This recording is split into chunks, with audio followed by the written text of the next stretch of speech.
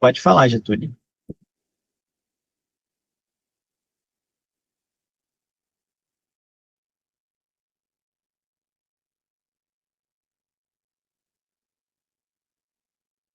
Então, a gente tá aberta a live no YouTube. Eu tô, inclusive, vendo a live e tô ouvindo minha própria voz. Tá tudo certinho lá, só a tela que tá preta, né?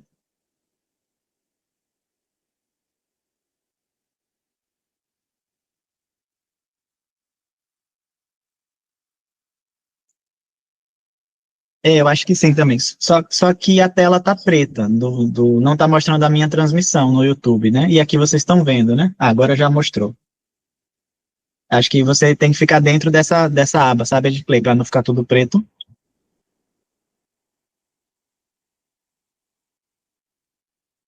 Pronto. Vamos iniciar agora nossas apostas. Você quer dar um recado inicial para a galera?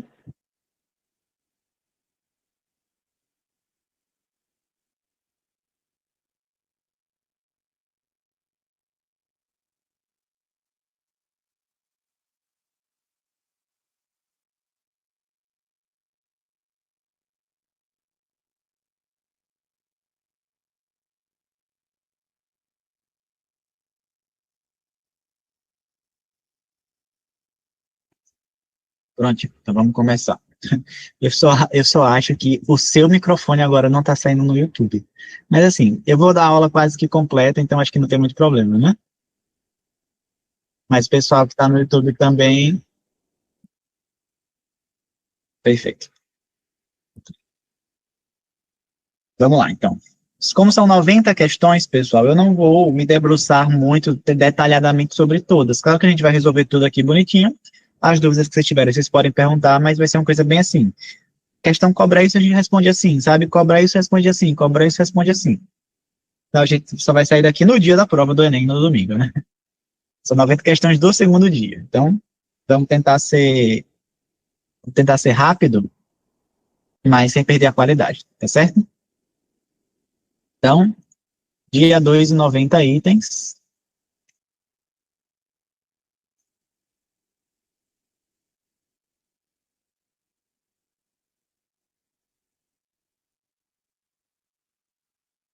Vamos lá. Questão número 1. Questão número 1, ela vai fazer a seguinte pergunta.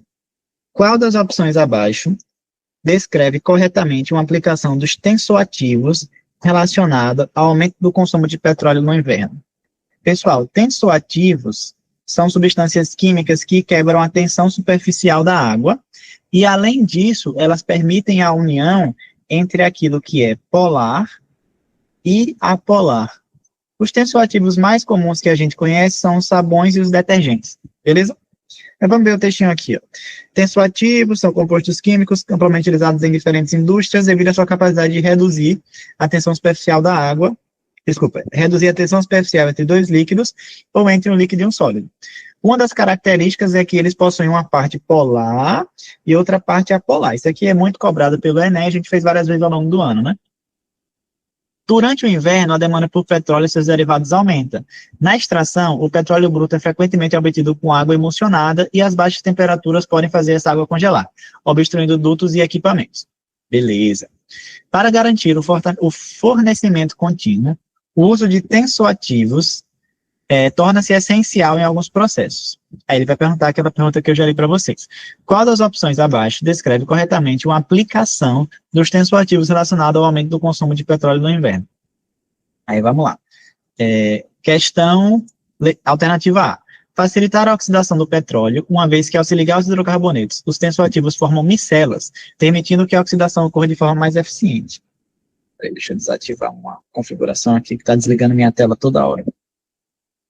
Olha só, ele falou que vai facilitar a oxidação dos petróleos, uma vez que quando se ligam nos hidrocarbonetos, os tensoativos formam as micelas. O que são micelas, pessoal? Micela é a estrutura que se forma quando eu junto uma molécula polar com uma molécula apolar. Forma-se uma estrutura em formato de micela, tá certo? Permitindo que a oxidação ocorra de forma mais eficiente. Parece boa essa aqui, né? Letra B. Servir como catalisador? Não, não é isso que o tensoativo faz, né? Proteger os hidrocarbonetos dos congelamentos? Não. Aumentar a densidade do petróleo? Não. Melhorar a separação entre água e hidrocarbonetos, reduzindo impurezas? Também não. A alternativa correta é aquela que fala sobre a formação de micelas, tá certo? E a formação de micelas, ela vai facilitar a oxidação do petróleo, beleza? Esse tipo de associação entre tensoativos e a formação de micelas é muito amplamente cobrado pelo Enem, mas fiquem de olhos abertos caso eles associem isso com facilidade de oxidação do petróleo. Então, a alternativa correta, letra A. Tudo bem? Eu vou fazer umas questões aqui num ritmo legal, mas aí quem quiser me interromper para fazer pergunta é só falar. Tudo bem? Questão 2, ó.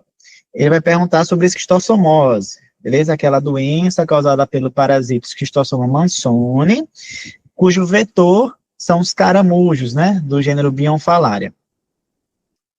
Com base nas informações do texto, avalie qual das propostas seguintes será eficaz no controle da esquistossomose monsônica e na manutenção da saúde geral da população local. Aí o texto vai falar, né, esquistossomose é uma doença parasitária causada pelo esquistossoma, o ciclo de vida é complexo e tem 2 hospedeiros, o ser humano e os caramujos, de água doce. Em áreas com carência de saneamento básico, essa doença está muito ligada com um estilo de vida, assim, de países mais subdesenvolvidos, com pouco saneamento básico, pessoas vivendo em situações de pobreza, mais precariedade, entendeu?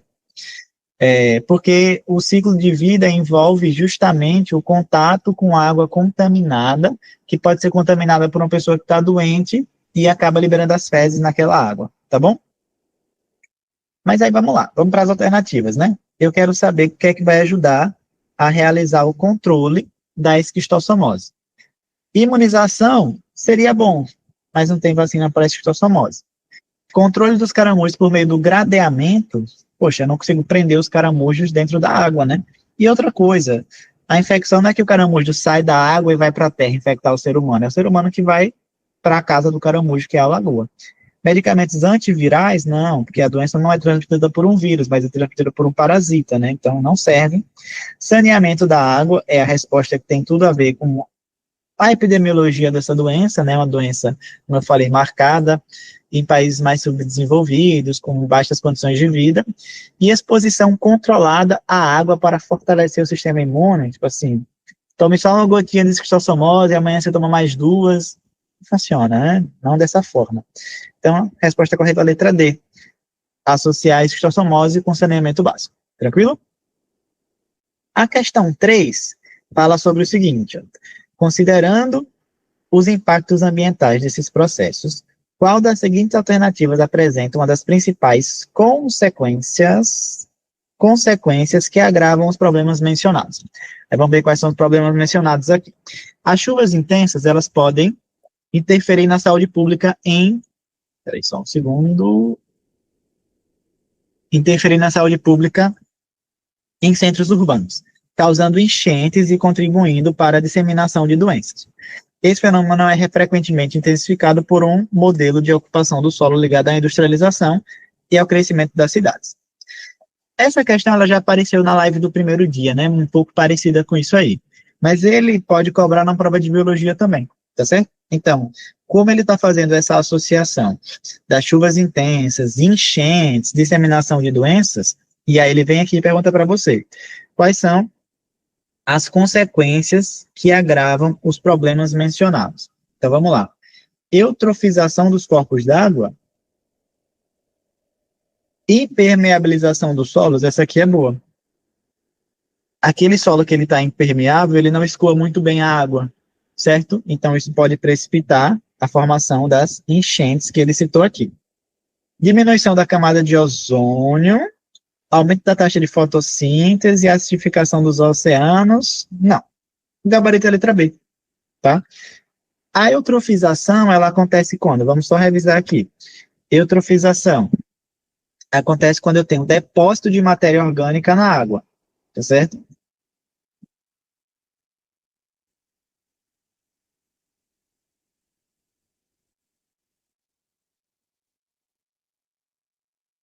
É nesse caso aqui. Não tem exatamente a ver com o que a gente está conversando na questão 3, mas é um tema que o Enem gosta de cobrar às vezes também.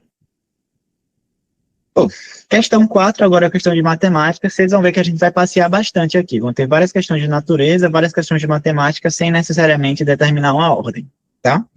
Ele vai perguntar o seguinte, qual é a probabilidade de que o terceiro funcionário seja o ganhador do carro. Eu vou resumir para vocês. A historinha é o seguinte, pessoal. Imagine que você é um funcionário de uma empresa, e aí são 5 funcionários, tá? E vocês vão participar de um sorteio de um carro. Como é que funciona esse sorteio? Tem um carro estacionado e tem 5 chaves para você escolher. O primeiro funcionário vai, escolhe uma chave e liga essa chave no carro. Se o carro funcionar, ele leva o carro. É tipo aquelas provas de Big Brother, né? Assim. Se o carro funcionar com aquela chave, o carro é do funcionário, entendeu? Se não funcionar, o que é que ele faz? Ele pega essa chave, descarta, e aí o próximo funcionário agora tem 4 opções, tá certo? Então, qual que é o racional aqui? Eu acho que é óbvio para vocês que o primeiro funcionário, ele tem uma probabilidade de vencer igual a 1 em 5, certo? Porque tem 5 chaves e só tem uma chave que liga o carro, 1/5. O segundo funcionário, a probabilidade dele ganhar é o quê? O primeiro tem que errar, para ele poder sequer ter a chance, né? A chance do primeiro errar é 4 em 5, porque das 5 chaves, 4 são erradas. Ah, tá bom. E agora, para o segundo funcionário ganhar, das 4 chaves que sobraram, ele tem uma certa. Então, corta com corta, a probabilidade é 1/5. Se eu fosse fazendo isso aqui seguidamente, vocês iam ver que a probabilidade de qualquer funcionário ganhar é sempre 1/5, entendeu? Então, você pode até achar estranho, achar que aquele funcionário que está começando a brincadeira tem mais chance de ganhar, mas não é verdade, não. Já que ele joga a chave fora, o próximo vai ter menos chaves para escolher. Se ele tem menos chaves para escolher, ele tem mais chance de acertar. Então, a probabilidade do terceiro poderia ser do primeiro, do segundo, do terceiro, do quarto ou do quinto, a probabilidade de qualquer um deles ganhar é 1/5. Tudo bem? Então, letra A, sem mistério. Agora, se o funcionário, ao invés de descartar aquela chave falsa, ele pusesse de volta junto com as outras, é claro que a chance dos próximos ganharem seria menor, né? Inclusive, teria uma chance de ninguém ganhar, se fosse assim. Vocês estão entendendo, né? Se tiver reposição, a chance ela vai decrescendo, inclusive pode ninguém ganhar o carro. Se a chave for sendo jogada fora, alguém ganha um carro. E qualquer um dos 5 tem a mesma chance, de 20%. Tranquilo? Então, questão 4, letra A, sem neurose, sem mistério. Questão 5. Vai falar sobre um processo chamado processo de Solvay, ou Solvay, não sei. Que ele fala que é um método industrial fundamental para a produção de carbonato de sódio, conhecido comercialmente como barrilha, um insumo essencial na fabricação de vidro e detergente. A reação global do processo é essa aqui. Aí ele fala, né? Em um lote de produção, ele utilizou 20 mols de amônia. Então, ele usou 20 mols desse cara aqui, que é o NH3, que reage totalmente. Contudo, o rendimento global da reação foi de 90%. Então, é que nem na vida real, né? Quando a gente coloca uma reação química para acontecer, existe um rendimento, ou seja, nem tudo acontece conforme a estequiometria.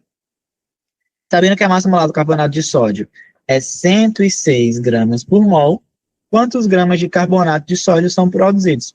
Essa aqui é tranquila, né? Quem é que eu estou relacionando, pessoal? A relação entre amônia e carbonato de sódio. E a relação é do qual tipo? Mol, massa. Então, pela proporção estequiométrica, ou seja, a estequiometria, a reação balanceada, ela diz o seguinte para a gente, ó. 2 mols de NH3, eles formam quanto de massa do Na2CO3? Bom, formam 1 mol do Na2CO3, né? Então, vai ser 106 gramas do Na2CO3. Certinho? 106 gramas de Na2CO3. Isso é a proporção estequiométrica. Agora, vamos para a nossa reação que ele colocou para acontecer. Ele colocou para reagir aí 20 mols da amônia, né? Então, vai formar uma quantidade do Na2CO3 igual a X. Bom, gente, como daqui para cá aumentou 10 vezes, então daqui para cá vai ter que aumentar 10 vezes também. Então, esse X aqui é igual a 1.060 gramas. Só que cuidado, porque o rendimento é de 90%. Então, pessoal, questão que tiver rendimento, na prova de química, circule bem grande o rendimento, porque você vai ter que aplicar essa porcentagem depois. Então, 1.060 gramas vezes um rendimento de 90%, eu vou fazer as contas, a maioria das contas na calculadora hoje, tá? Mas aí dá 954 gramas. Então, 954 gramas é a massa do Na2CO3 formada com 20 mols de amônia após a aplicação do rendimento de 90%. Certinho? Então, questão 5, gabarito, letra B de bola. Vamos para mais? Ó, questão 6. Questão 6 é uma daquelas questões que ele dá duas opções de pagamento, né? E aí a gente vai ter que se ligar no que está acontecendo aí. Uma empresa oferece duas opções para pagar um valor de 60 mil. A primeira opção... 60 mil. Primeira opção é dividindo em N parcelas mensais iguais. Ah, tá bom. Então, na opção 1, eu pego esses 60 mil e divido por N parcelas. Ah, Pedro, e cada parcela custa quanto? Eu não sei. Vou colocar cada parcela custa P. Essa é a primeira equação. A segunda equação vai ser o seguinte. Eu vou pagar em mais parcelas, né? Então, cada parcela vai ficar mais barata. Quanto mais barata? R$500 em comparação com o primeiro caso. Então, se eu pegar esses mesmos 60 mil e dividir por N mais 6, isso aqui vai dar o valor da parcela menos 500. Esse tipo de questão é clássico no Enem, ele pode cobrar assim também, ó. Organizei um aniversário com 10 amigos, cada um estava pagando R$50. Só que 3 desistiram. Chutei aqui. Aí, já que os 3 desistiram, os restantes tiveram que pagar R$10 a mais. Né? Quanto é que custava esse aniversário? Questões desse tipo, né? Então, é recorrente. É bom saber responder e saibam que vai sair por sistema de equações dessa forma que eu montei aqui. Beleza? Sem muita dificuldade. Mas vamos lá, como é que a gente faz aqui? Bom, da primeira equação eu vou descobrir que P vezes N é igual a 60 mil. E da segunda equação eu vou descobrir que, bom, vou multiplicar esses dois termos aqui, né? P vezes N, primeiro com primeiro, mais, vamos lá, eu fiz N vezes P. Agora vai ser N vezes menos 500. Então vai ficar menos 500N mais 6P, que é 6 vezes P, menos, né, mais com menos, 6 vezes 500, que dá 3.000. Isso aqui vai ser o próprio 60 mil, né? E aí a gente já sabe que PN é 60 mil, né? Então, esse PN corta com esse 60 mil.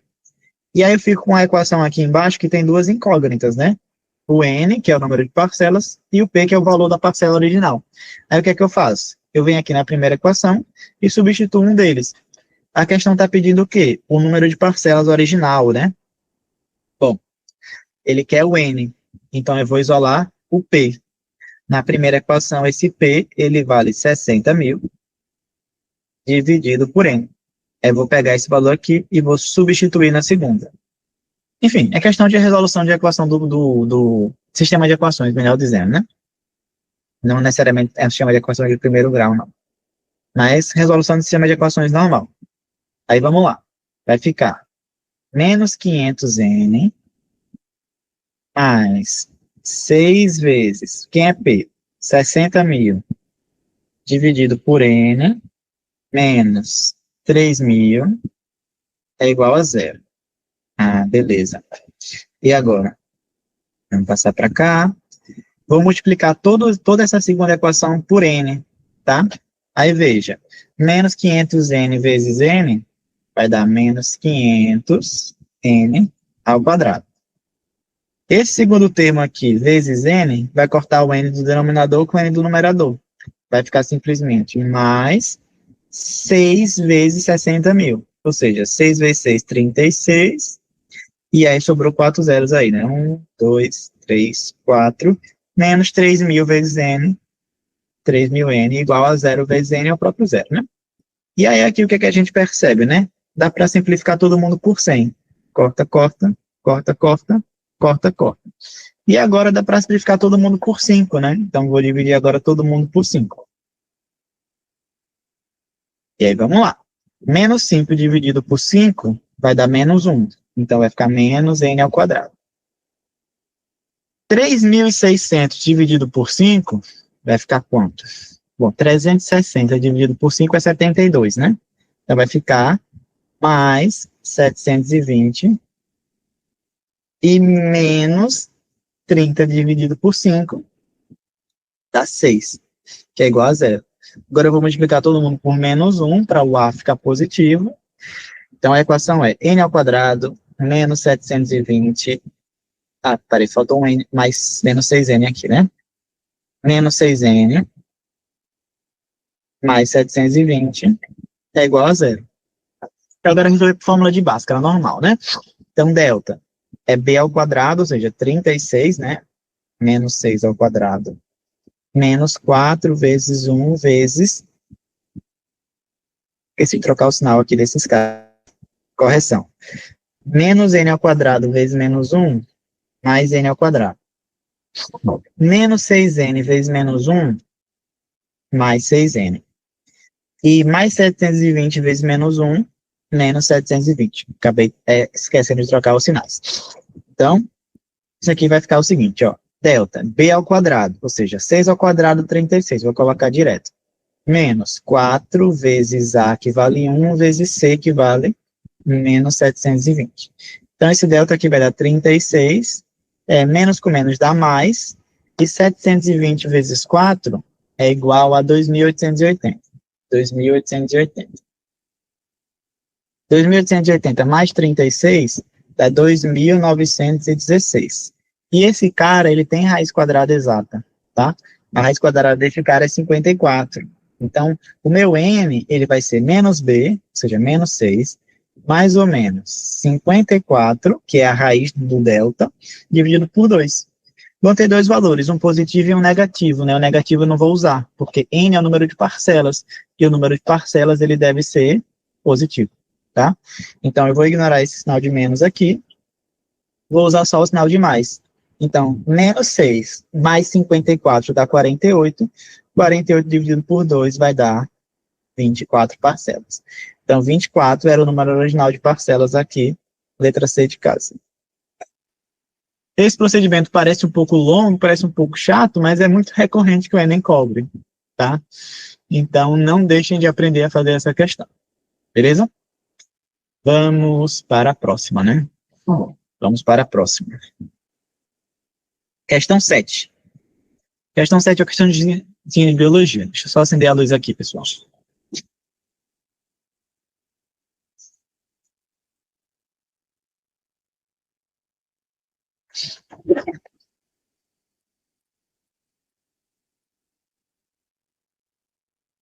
Vamos lá. Maçãs e bananas, assim como muitas outras frutas, sofrem um processo de escurecimento quando expostas ao ar. Opa, maçãs e bananas, escurecimento. Isso acontece por conta de oxidação enzimática. Esse fenômeno é resultado da ação de enzimas que catalisam reações químicas específicas e sua atividade é otimizada para um ambiente com pH próximo da neutralidade. Então, quando o pH está neutro, essas enzimas fazem esse escurecimento das maçãs e das bananas. Ok. Se eu quero retardar ou diminuir o escurecimento das frutas, o que é que eu posso fazer para atuar na ação dessas enzimas? Veja, uma das maneiras de você tirar a enzima do seu ponto ótimo de ação é você mexer no pH dela. Se essa enzima atua bem em pH neutro, eu posso tanto subir o pH, deixar o meio mais básico, quanto descer o pH, deixar o meio mais ácido. Qualquer uma dessas duas alternativas vai fazer a enzima sair daquele ponto de ótimo funcionamento, tá certo? Então a gente tem que procurar alguma coisa que vai mexer no pH. E a resposta já está na letra A. Porque, gente, o limão, ele é ácido, tem ácido cítrico nas frutas cítricas, né? E aí essa acidez vai inibir a atividade enzimática, porque vai pegar o pH e jogar lá para baixo. Lembrar que pH neutro é um pH igual a 7. Um pH ácido é um pH menor do que 7. Então, se eu tirar essa enzima da faixa de pH onde ela funciona, ela para de funcionar. Né? Pelo menos não vai ter atividade perfeita, não vai ter atividade ótima, né? Isso vai evitar o escurecimento das maçãs e das bananas, nesse caso específico. Tudo bem? Então, questãozinha sobre ação enzimática clássica, tranquila, sem neurose. Letra A, de avião, é a resposta. Certo? Vamos lá.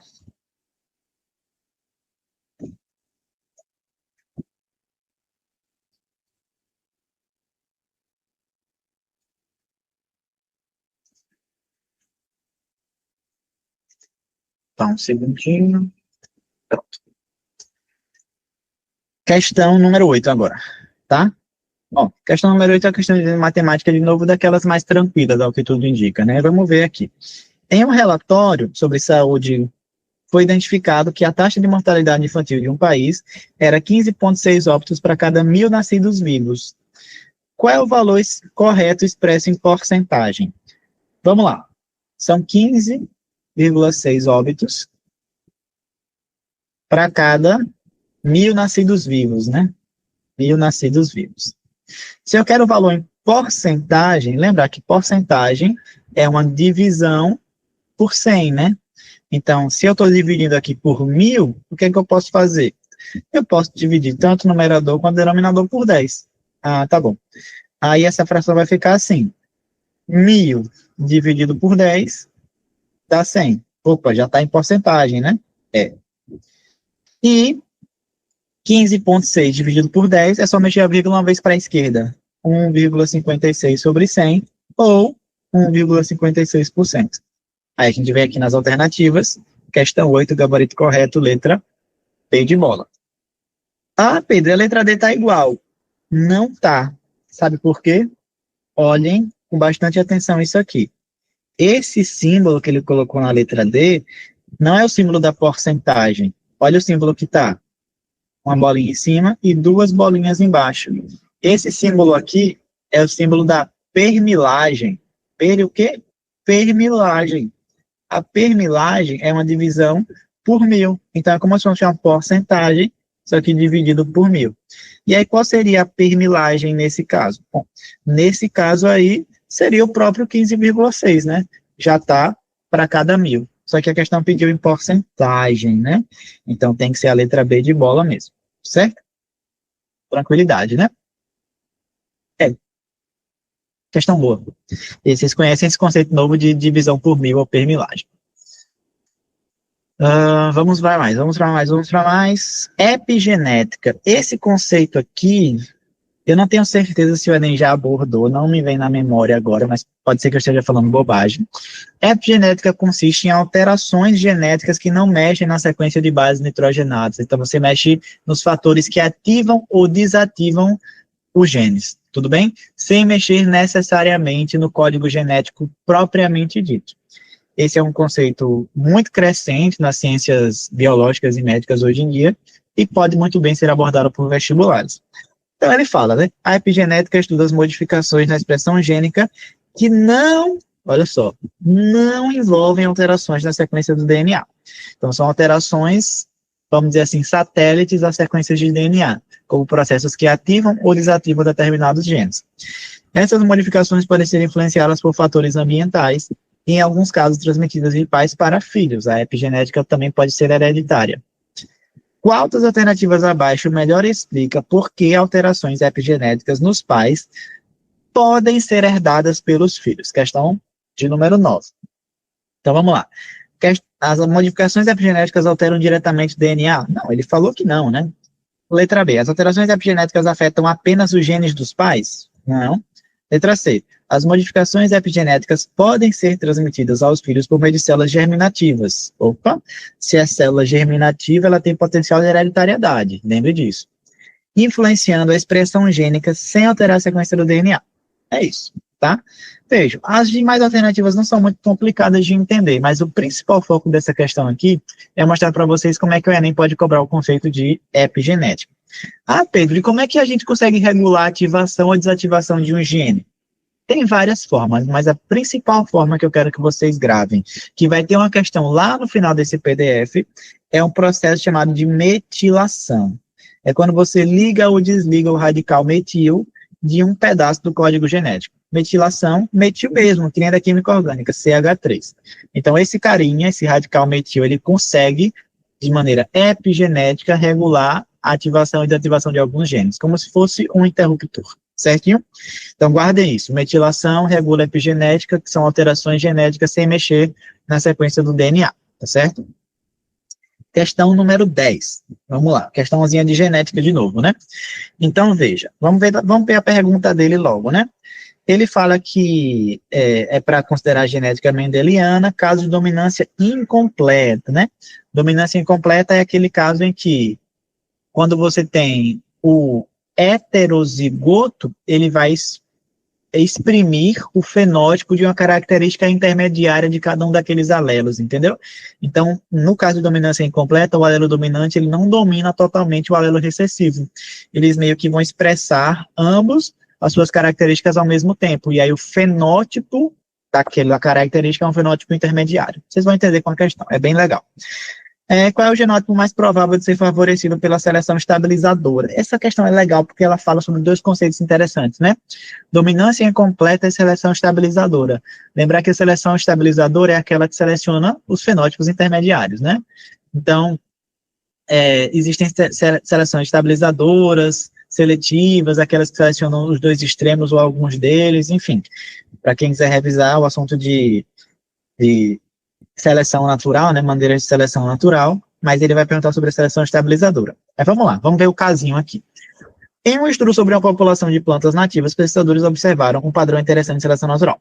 Eles constataram que plantas com altura mediana apresentam maior resistência a ventos fortes e melhor acesso à luz solar. Porque, veja, acho que a raciocínio aqui é o seguinte, né? Nesse ambiente hipotético que ele está criando aqui, hipotético ou não, as plantas maiores, elas pegam muita luz solar, só que elas ficam muito suscetíveis aos ventos. Aí elas acabam não tendo tanto sucesso reprodutivo. As plantas pequenas, em contrapartida, elas não sofrem alguma ação do vento, elas são bem pequenas, né? Mas elas também não têm acesso insuficiente, não têm acesso suficiente à luz solar. Então, nesse cenário que ele construiu aqui, a planta intermediária, ela está no melhor dos mundos, né? Porque ela vai ser pouco afetada pelo vento e ela vai ter quantidade de luz suficiente para equilibrar a sua fotossíntese com a sua respiração celular atingindo o ponto fótico, né? Assim que a gente aprende? Beleza. Então, sabendo disso, vamos direto para as perguntas, porque já dá para responder. E é aquilo que eu falei, ó. Vamos pensar o seguinte: a planta na dominância incompleta, pessoal, isso aqui tem que ficar bem claro, é dominância incompleta. Azinho, vamos supor que seria a planta baixa. Azão, seria a planta alta. Ah, Pedro, e azinho, vai ser a planta alta também, né? Porque é lei de Mendel e tal. Não necessariamente. Isso é verdade. Isso que está sendo circulado de azul agora é verdade quando a dominância é completa. Quando a dominância é incompleta, pessoal, o fenótipo expresso é o fenótipo intermediário. Então, nesse tipo de situação, o genótipo do heterozigoto ele vai expressar uma característica intermediária entre o homozigoto recessivo e o homozigoto dominante, tá bom? Logo, é letra A, a resposta, né? Assim, não tem muito mistério, mas eu quero que fique bem evidente para vocês esse caso aí de dominância incompleta. Beleza? Vamos para mais questões.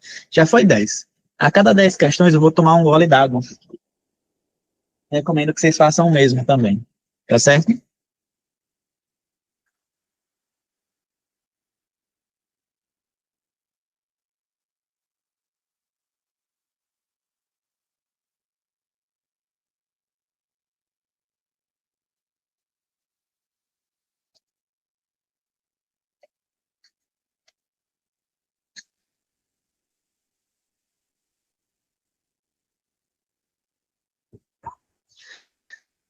Agora é a questão número 11. Vamos lá. Questão número 11, acho que vocês conhecem essa imagem aqui, né? Estava no material de vocês aí o ano todo.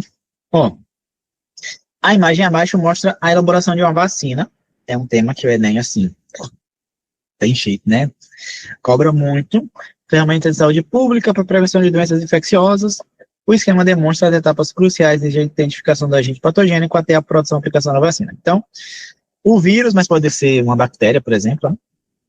É isolado em laboratório, eles infectam células com o vírus para que ela se multiplique, eles são coletados e inativados por meio de um procedimento químico para não causar infecção. Uma substância chamada adjuvante é adicionada aos vírus inativados e purificados para formar a vacina. Ela é aplicada em 2 doses para induzir produção de anticorpos por parte do sistema imunológico. Veja, isso aqui é um caso de alguma vacina específica, né?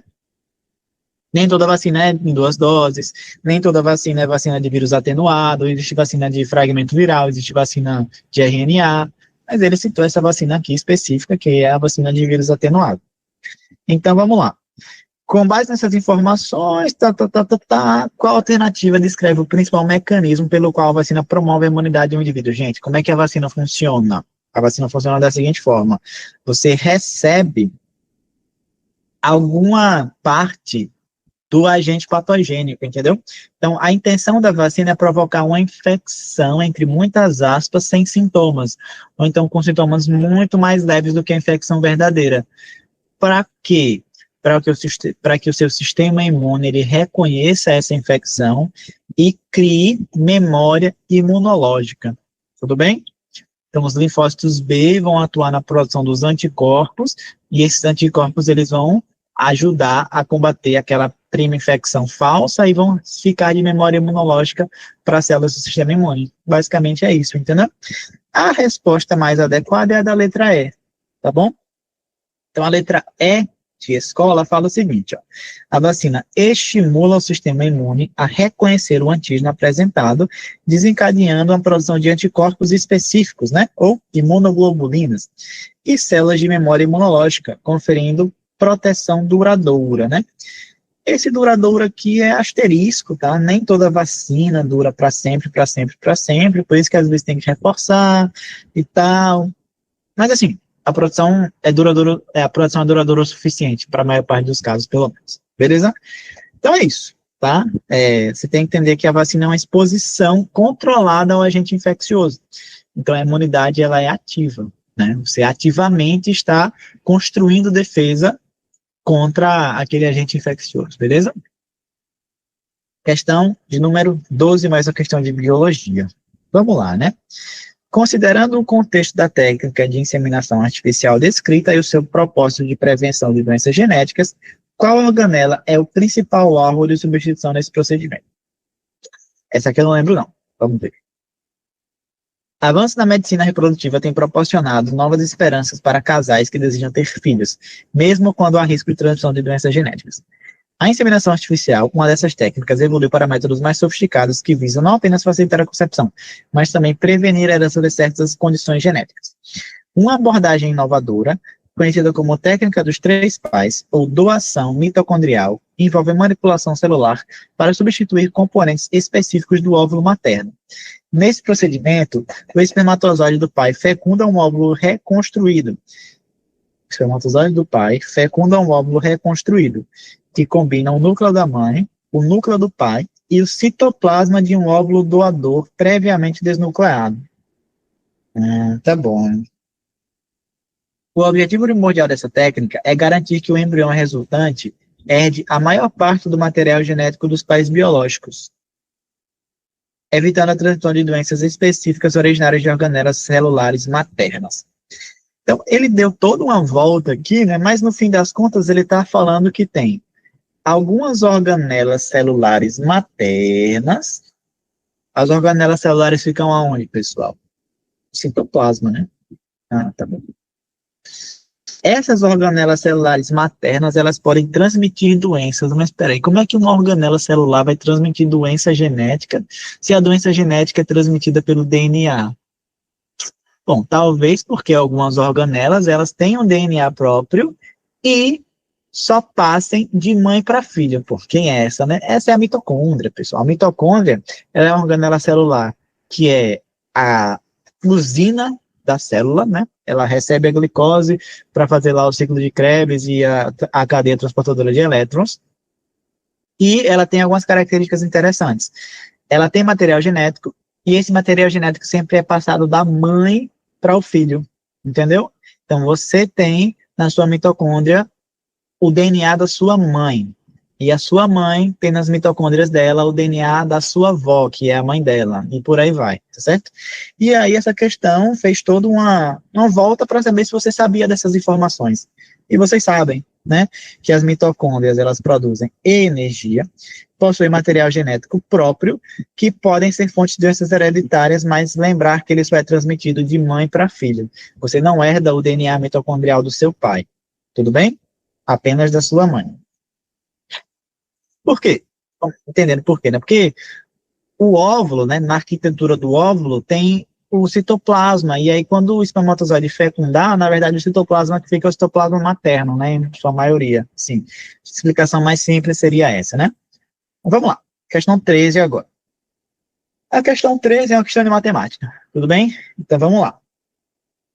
A pergunta que ele faz é, considerando as dimensões mínimas e máximas para um campo de futebol e 12 voltas estabelecidas para o treino, qual é a distância média em quilômetros entre o percurso mínimo e o percurso máximo que o corredor pode vir a percorrer? Então, ele quer a distância média entre o percurso mínimo e o percurso máximo após 12 voltas. Então, vamos entender qual o problema é esse aqui, né? Ele fala que as regulamentações da FIFA estabelecem parâmetros para as dimensões oficiais de um campo de jogo. Ele fala que esse campo de jogo ele tem que ter entre 75 metros e 90 metros, enquanto o comprimento deve variar de 90 metros a 120 metros. Um atleta profissional, ele vai para um campeonato de alto nível, e ele tem que realizar um treino específico de corrida, que consiste em percorrer 12 voltas completas ao redor do campo. Mas depende do tamanho do campo para a gente saber o tamanho da volta, né? Só que a pergunta dele foi específica, ele quer saber qual é o percurso médio, a distância média percorrida. Então, gente, o que é que eu vou fazer? Eu vou pegar os valores médios dos lados e imaginar que existe um campo feito com esses valores médios, entendeu? E aí vai dar o mesmo resultado do que se eu fizesse um campinho pequeno, um campo grandão e depois fizesse as médias, entendeu? Então, vocês vão entender, ó. Entre 90 e 120, qual é a média? Qual é o número que está ali no meio? Bom, a diferença entre eles ali é 30, né? Então é 15 para lá, 15 para cá. Então seria 105 metros. Concordam comigo? Concordam comigo por quê? 105 menos 15 dá 90, mais 15 dá 120, né? Ou você soma esses dois valores, 90 mais 120, 210 divide por 2, 105. Então 105 metros em cima, 105 metros embaixo, e a linha de fundo, né, ela pode ter de 75 a 90 metros. Aí aqui vai dar um númerozinho quebrado, né? Porque de 75 para 90 a distância é 15, né? Então vai ser 7,5 para cada lado. Então seria 82,5. Pedro, eu não entendi não. Então você faz assim, 75 mais 90 dividido por 2, que você vai calcular a média da mesma forma, tá? 75 mais 90 é 165 dividido por 2, dá 82,5. Beleza? Então, um campo de dimensões médias, ele é um retângulo cuja base mede 105 e cuja altura mede 82,5. Então, quem é o perímetro desse retângulo, né? Lembrar que perímetro é a soma de todos os lados de uma figura plana. Ah, tá bom. Então, vai ser 105 mais 105, ou seja, 210, né? Mais 82,5 com 82,5, 165. Ah, beleza. Isso aqui vai dar quanto? Vamos ver. 200 mais 100 seria 300, né? 65 mais 10, 75. Então, 375 metros. Isso aqui é o quanto ele percorre em média fazendo essa corrida ao redor desse campo, imaginando que ele é um campo de tamanho médio. Só que ele fala que tem que dar 12 voltas, né? Então é só você pegar esse cara e multiplicar por 12. Ah, Pedro, como é que multiplica por 12 bem rápido? Multiplica por 10 primeiro. Ah, beleza. Então vai ser 3.750 metros. E agora eu somo com quanto? Com 375 duas vezes, né? Ah, tá bom. Então, 375 vezes 2 é quantos? Bom, 300 com 300 dá 600, 75 com 75, 150, né? 600 com 150, 750. Ah, tá bom.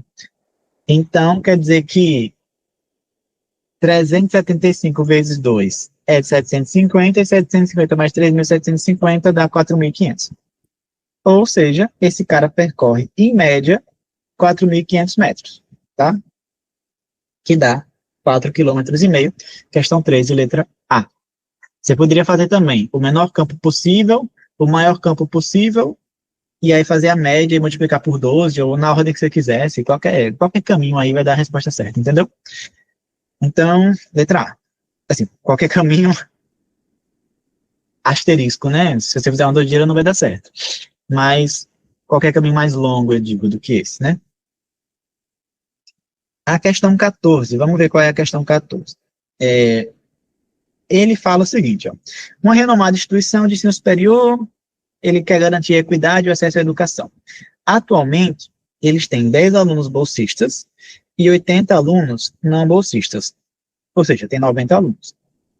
Tem um regulamento interno que tem que ter uma proporcionalidade para a concessão de bolsas, ou seja, o número de bolsistas deve ser 20% do total de alunos regularmente matriculados na faculdade. Ah, tá, beleza. E aí ele quer fazer o quê? Ele quer admitir novos estudantes exclusivamente bolsistas. Ah, beleza. Então, peraí. A escola tem 90 alunos, né? Tem 90. E vai receber novos alunos, né? Vai receber quantos? Vai receber X, digamos assim. Desses X, todos são bolsistas, né? É verdade. Então, a escola tem 10 bolsistas, tem 10 bolsistas. E vai receber mais quantos bolsistas? X também. Ah, beleza. Ele quer que a razão entre o número de bolsistas e o número total de novos alunos, né, seja 20%. Ah, tá bom. Então, eu vou precisar que 10 mais X, que é o número de novos bolsistas, na verdade, que é o número de bolsistas após a chegada dos novos, dividido por 90 mais X, que é o número total de novos alunos, de 20%. E o que é 20%, Pedro? Já falamos hoje. É 20 sobre 100. Ah, não gosto. Ah, então é 2 sobre 10. Ah, não gosto. Então é 1 sobre 5. Beleza? Ah, tá bom. 1 sobre 5. Multiplica cruzado, né? 10 vezes 5, 50, mais 5 vezes x, 5x. Igual a 90, mais x vezes 1 é ele mesmo. É verdade. Esse x, ele passa para cá com o sinal de menos, esse 50 passa para lá com o sinal de menos. 5x menos x, 4x. É verdade. 90 menos 50, 40. É isso aí. E quanto vezes 4 dá 40? 10.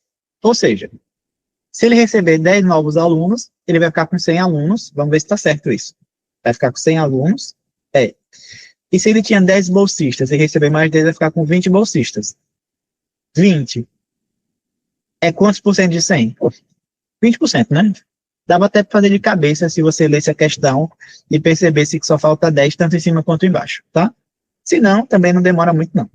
Então, tem que receber quantos alunos? Vamos ver qual é a pergunta, né? Quantos novos bolsistas devem ser admitidos? Tem que receber mais 10. Mais 10 bolsistas, letra B. Então, gabarito da questão 14, letra B de bola. É isso mesmo. Vamos para mais aqui. Questãozinha legal, né?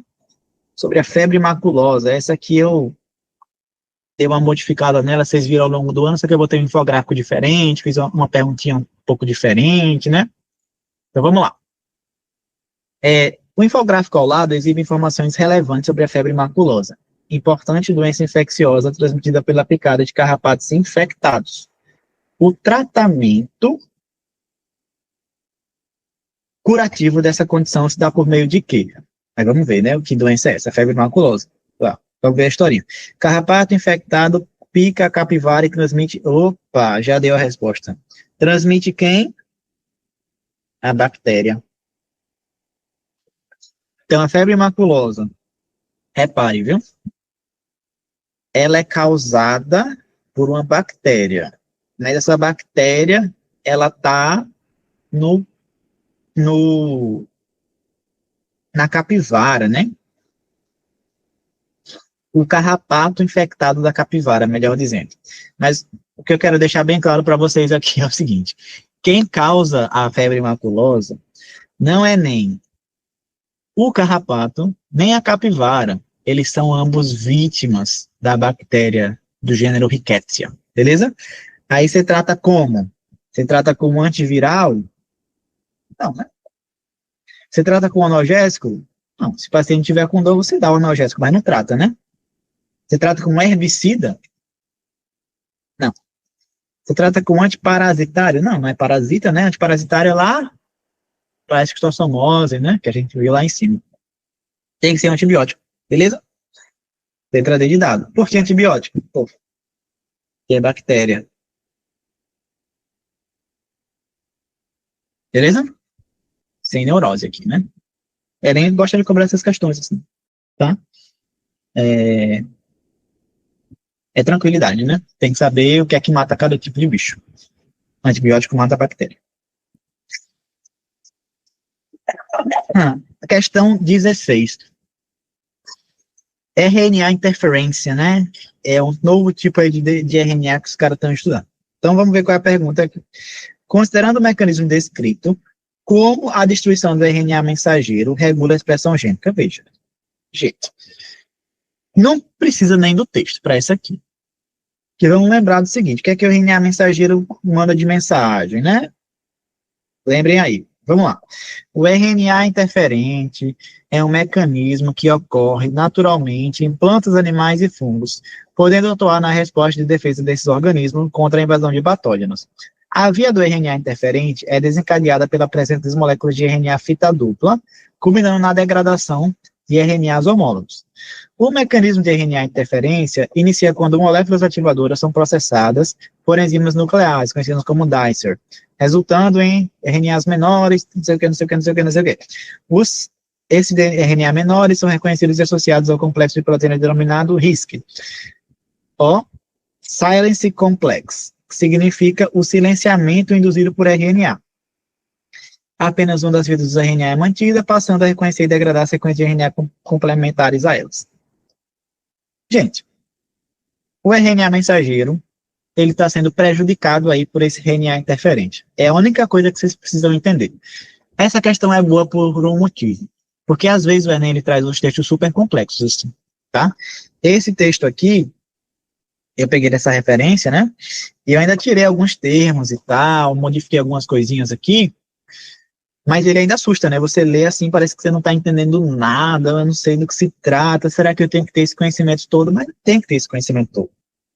Vocês têm que saber que o RNA mensageiro, ele atua lá no citoplasma fazendo a tradução do código genético em sequências de aminoácidos para formar as proteínas, entendeu? Então, você tem que conhecer o dogma central da biologia molecular. DNA se autorreplica, DNA transcreve fita de RNA traduz no citoplasma, passando lá por dentro dos ribossomos, a sequência de aminoácidos que vai formar as proteínas posteriormente, entendeu? Então não tem neurose aqui, né? Como é que você vai regular a expressão gênica através da destruição do RNA mensageiro? É só saber o que esse camarada faz. Ah, beleza, ele traduz proteína. Se eu estou destruindo ele, eu estou inibindo a tradução de proteína. Tudo bem? Tranquilo, né? Biologia molecular é importante, síntese proteica é importantíssima para o Enem. Questão 17. Considerando o processo normal da mitose, a disfunção de qual estrutura celular melhor explica a falha no alinhamento, olha só, alinhamento dos cromossomos durante a metáfase. Você tem que saber quem é que faz o alinhamento dos cromossomos durante a metáfase. Então, divisão celular é um assunto complexo, eu concordo com vocês, mas vamos pegar essa questão aqui, vamos lembrar disso que eu vou falar agora, porque vai que aparece na sua prova, né? Vai que cai exatamente desse jeito. Beleza? Então vamos lá. Em um experimento laboratorial, pesquisadores analisaram células em divisão mitótica sobre microscopia óptica de alta resolução. Ao observarem uma célula especificamente na fase de metáfase, notaram uma anomalia. Os cromossomos, ao invés de se alinharem equatorialmente, né, para formar a placa metafásica, encontravam-se dispersos e alinhados no citoplasma celular. Na verdade, essa questão você pode responder tanto se você tiver estudado mitose e meiose, né, quanto se você tiver estudado simplesmente citologia, que é um assunto fácil, que é o assunto que te ensina qual é a função de cada organela, né?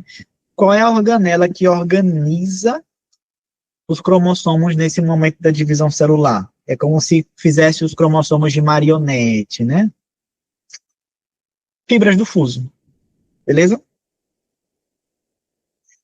Assim, não necessariamente organela, mas qual é a estrutura? Corrigindo um pouco aqui a minha explanação, né? São as fibras do fuso, tá? Um conjunto de microtúbulos dinâmicos se conectam. Peraí, alguém fez alguma pergunta ali antes. Aos cromossomos, eles são essenciais. Getúlio fez uma pergunta. Pedro, ele não faz a transcrição? Era na questão anterior? É isso? Alguém levantou a mão aí. Foi você, Getúlio? Foi eu sim. Você quer perguntar se o RNA faz a transcrição ou a tradução? A tradução não é a última fase? E aí não está falando Isso. do RNA mensageiro? O RNA mensageiro não faz nem a transcrição, não? Mas quem faz a transcrição não é o DNA que é transcrito em RNA?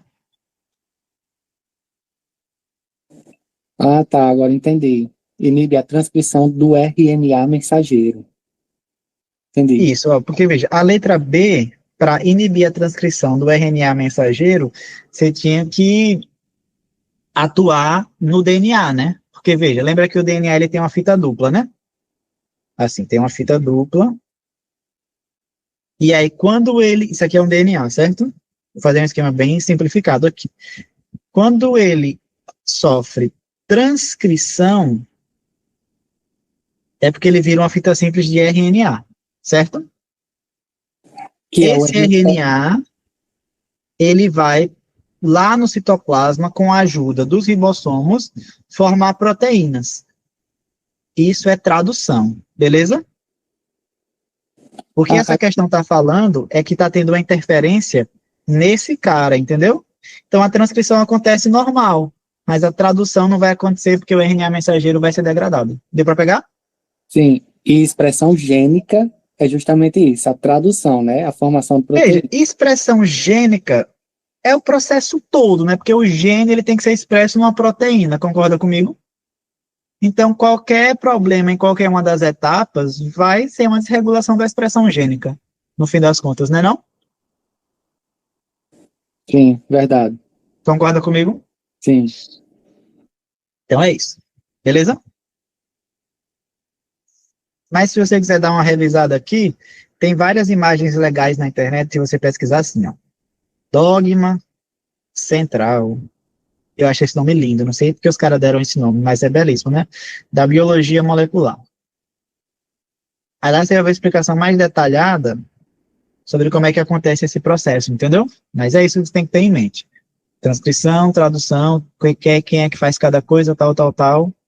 Quanto mais detalhes você conhecer, melhor. A questão 17 era sobre as fibras do fuso, né? São elas que organizam os cromossomos na placa equatorial. E essa questão 18 é uma questão que eu coloquei também aqui, né? Fiz umas modificações lá do material de vocês, só para comentar sobre esse efeito aqui, né? Que é muito comum essa associação em vestibulares, e aí eu quero citar para vocês não serem pegos de surpresa. Veja, o que é o falso O?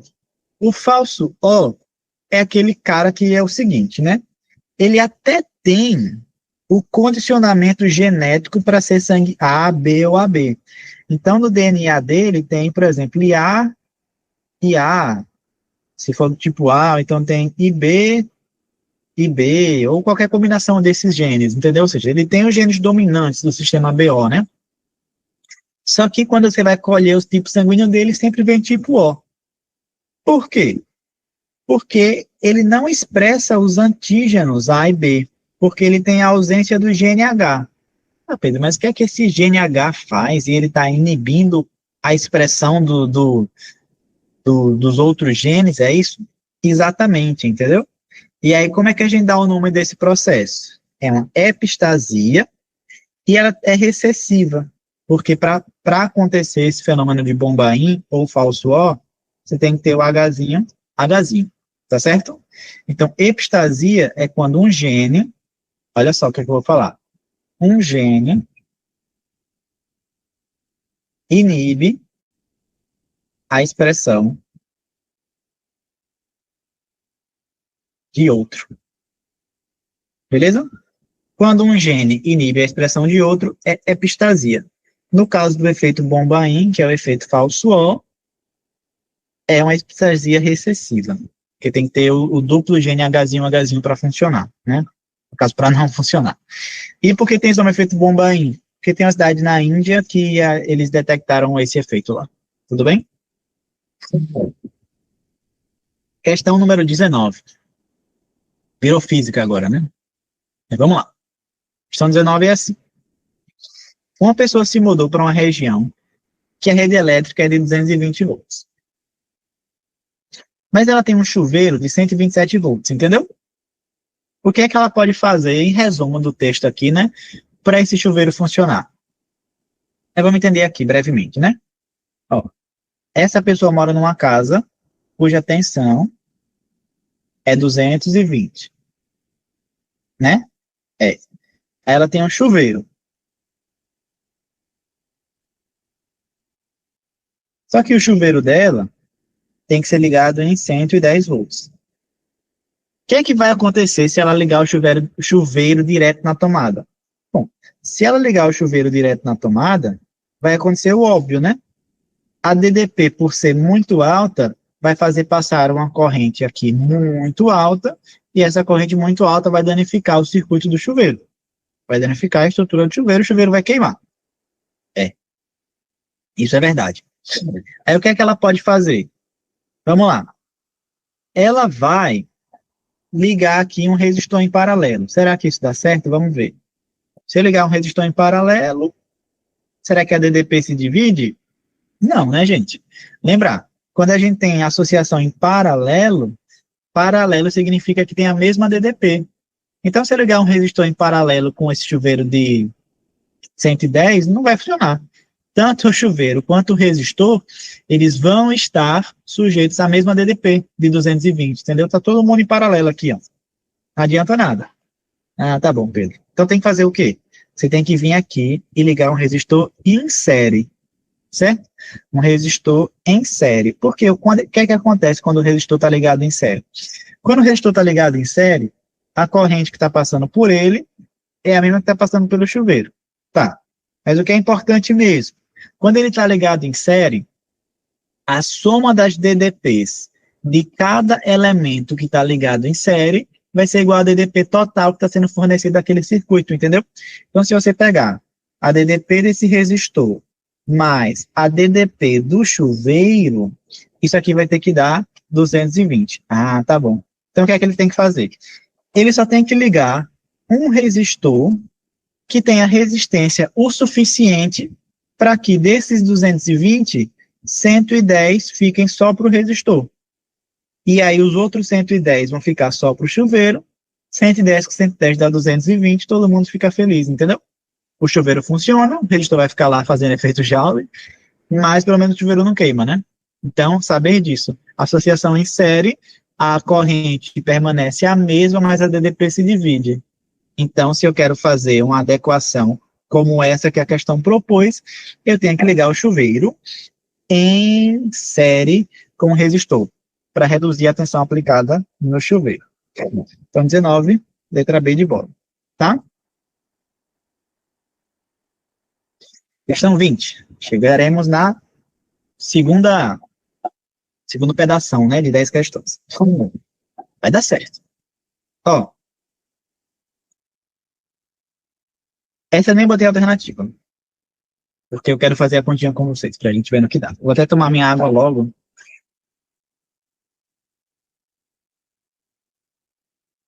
Que acabou. Depois dessa eu vou pegar mais. Recomendo que vocês bebam água também. Então vamos lá. Um restaurante oferece uma experiência interativa para seus clientes através de um jogo de roletas, valendo uma sobremesa especial. Existem duas modalidades do jogo, dependendo do número de pessoas na mesa. Quando a mesa tem duas pessoas, acontece o seguinte: tem uma roleta dividida em 7 setores iguais, numerados de 1 a 7. Cada pessoa da mesa gira a roleta uma vez. O grupo ganha a sobremesa se os números obtidos por ambas as pessoas forem iguais. Ah, tá bom. Então vamos lá. Peraí. Vão ter 2 giros, né? Primeiro giro, segundo giro. As pessoas vão ganhar se os dois números forem iguais. Então, vamos fosforilar a gente aqui, eu e você. Vamos pensar um pouquinho. Basta que os dois números sejam iguais, só os dois números têm que ser iguais. Então, o primeiro número pode ser qualquer um, né? Então, a chance é qualquer uma. 100% de chance do primeiro número. Porque pode ser qualquer um. Pode ser 1, 2, 3, 4, 5, 6, 7. Qualquer um, né? Agora, no segundo giro, tem que vir exatamente o mesmo do primeiro. Então, a chance é de 1 em 7. Se a primeira pessoa tirou 3, a segunda tem que tirar 3 também. Então, a chance é de 1 em 7, entendeu? Então, a chance da mesa que tem duas pessoas ganhar a sobremesa é de 1/7. Tá, beleza. Tranquilidade máxima, né? Vamos ver a mesa para 3 pessoas. A mesa para 3 pessoas é diferente, ó.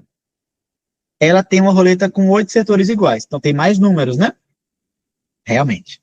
Mas o grupo ganha a sobremesa se pelo menos 2 dos números obtidos pelas 3 pessoas forem iguais. Ou seja, exatamente 2 números iguais e os 3 iguais. Ah, tá certo. Então, apesar de ter mais números, parece que ele tem mais chances de ganhar, né? Porque basta que 2 dos 3 sejam iguais. Então, vocês estão vendo que essa questão aqui, esse problema 2, talvez ele seja mais fácil se a gente fizer do princípio da exclusão, né? Vamos pensar o seguinte, a chance de ganhar é 1, ou seja, 100%, menos a chance de perder. Qual é a única chance deles perderem? Os 3 números serem diferentes. Porque se 2 dos 3, independente dos quais, forem iguais, já ganhou, né? Então é só calcular a chance de perder. Ah, tá bom. Como é que perde? São 3 rodadas, né?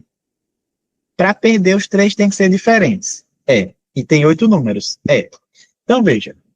O primeiro pouco importa, né? Assim, o primeiro é só para começar a brincadeira. Então, a probabilidade é 1. Tem nada. Para perder, o segundo tem que ser diferente do primeiro. Espera aí. São 8 números. Aí caiu 4. Então, para perder, tem que cair qualquer um que não seja 4. Então, a chance é 7 oitavos. Certo? E aí vai vir a terceira rodada agora.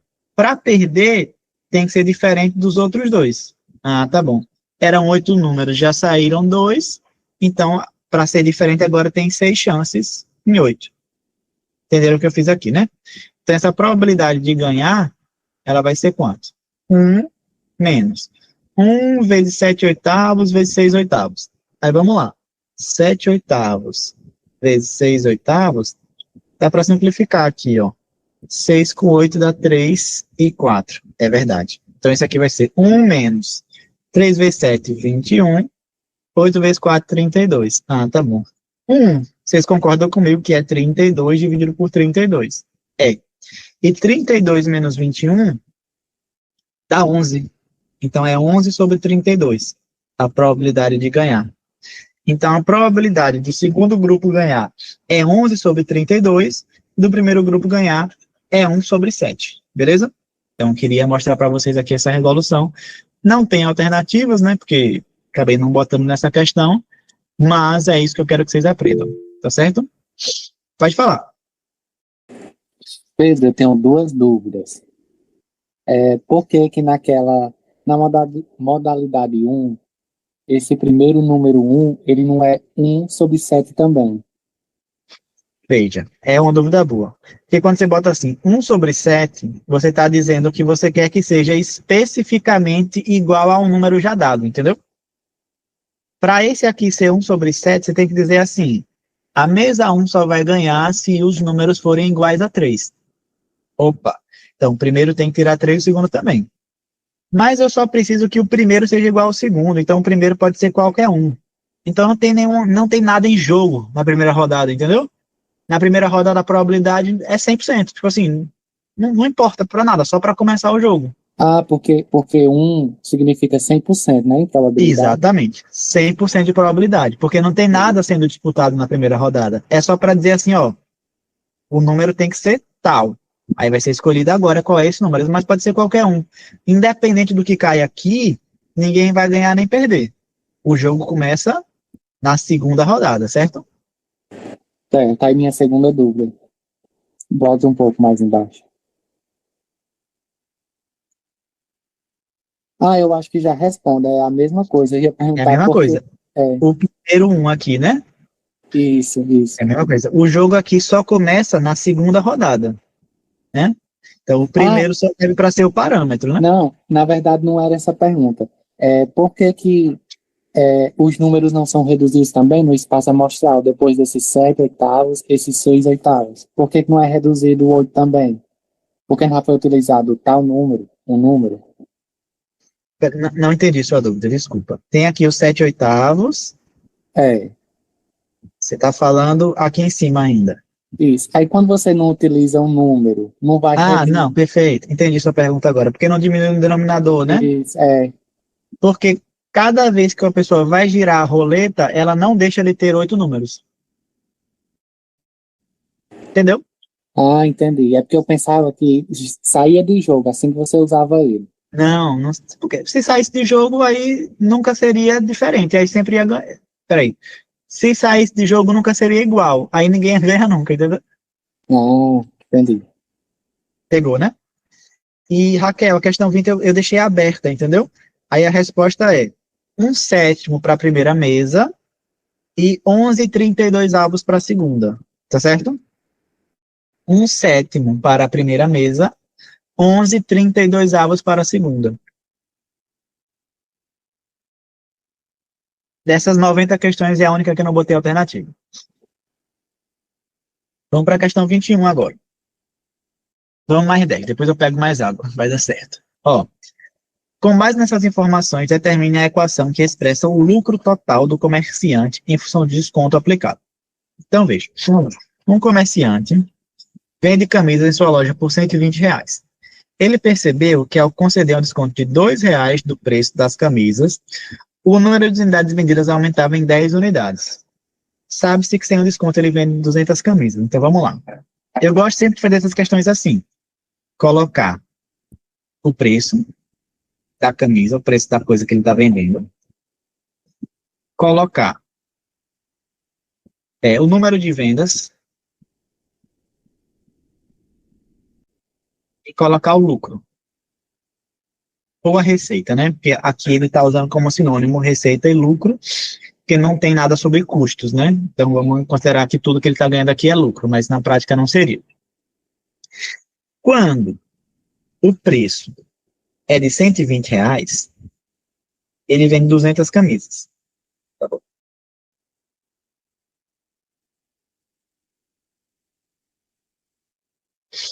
E aí o lucro vai ser a multiplicação. 12 vezes 2, 24, né?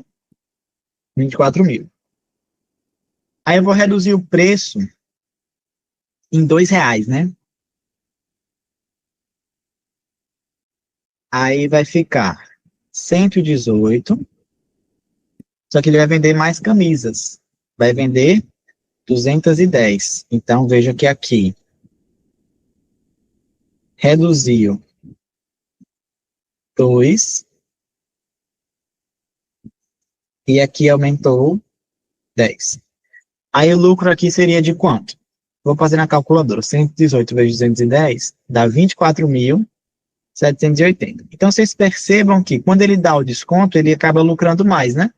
Só que vai chegar um momento em que, se o desconto for muito grande, ele já vai deixar de ter lucro também, né? Então, isso aqui forma classicamente uma função do segundo grau com a parábola voltada para baixo, tá bom? Por quê? Isso aqui no eixo Y é o lucro e isso aqui é o preço da camisa, o desconto, qualquer coisa, né? Aí vamos lá, o que é que acontece aqui? De maneira genérica, a gente pode falar o seguinte, ó. O preço ele era 120, mas aí eu vou dando 2x, menos 2x. X é cada R$ 1 de desconto. Beleza?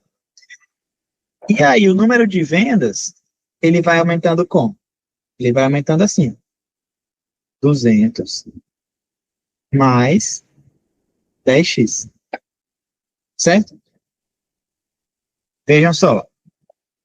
É, na verdade, esse x não é o desconto dado, né? Porque ele quer em função de x, que é o desconto aplicado. Então, vamos fazer o seguinte, para ficar melhor ainda, para ficar bem ajustadinho aqui. Quando ele aplica um desconto de R$ 2, o preço vai para 118. Então, x.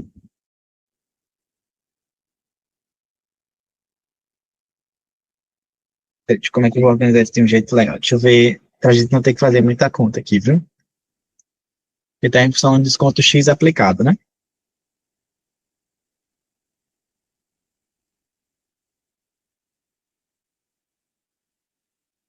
Então, vamos fazer assim. Eu vou colocar 2x mesmo, e depois a gente corrige lá no final. Laércio, o problema dessas questões é porque às vezes o x não é exatamente o parâmetro que ele quer na função, né? Mas veja, então 2x seria cada desconto de R$ 2. Só que ele quer em função do desconto x aplicado. Então eu vou colocar assim, 2a e 10a. Esse a ele é um número aleatório, entendeu? Então, o desconto x, ele sempre é 2 vezes esse número aleatório a. Então, na verdade, esse a, ele é x sobre 2, certo? Então, se a é x sobre 2, 2a vai ser apenas x, mais o 10a, ele vai ser assim, ó, 10 vezes x sobre 2, ou seja, x sobre 5.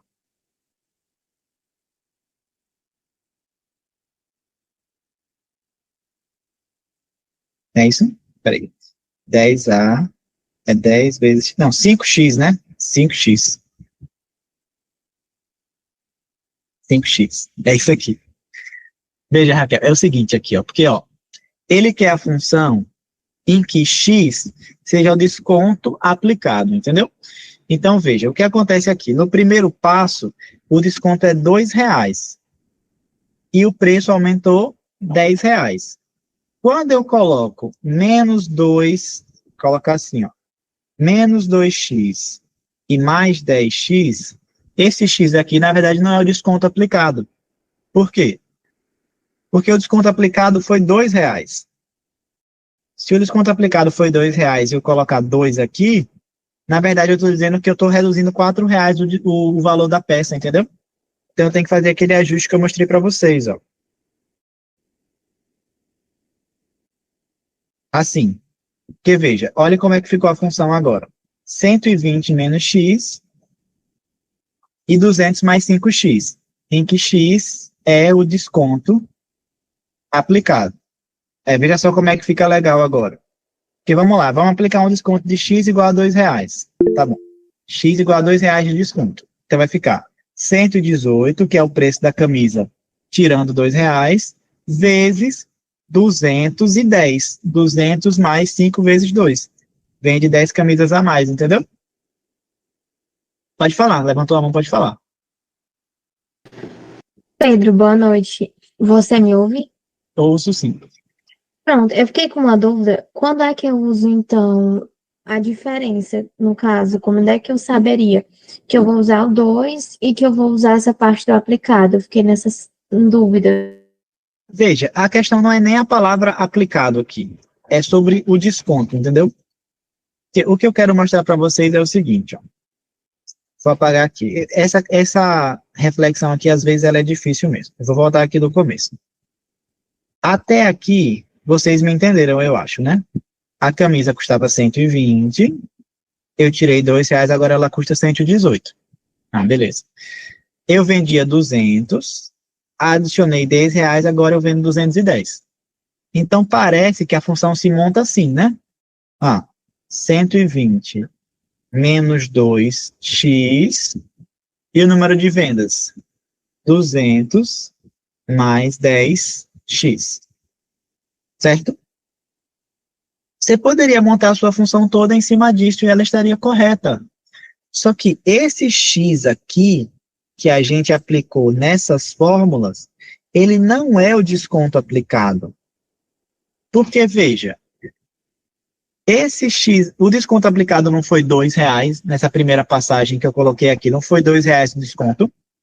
Se eu colocar x igual a 2, eu vou estar dizendo que no primeiro desconto dado, o produto já iria para 116, né? Que é 120 menos 2 vezes 2.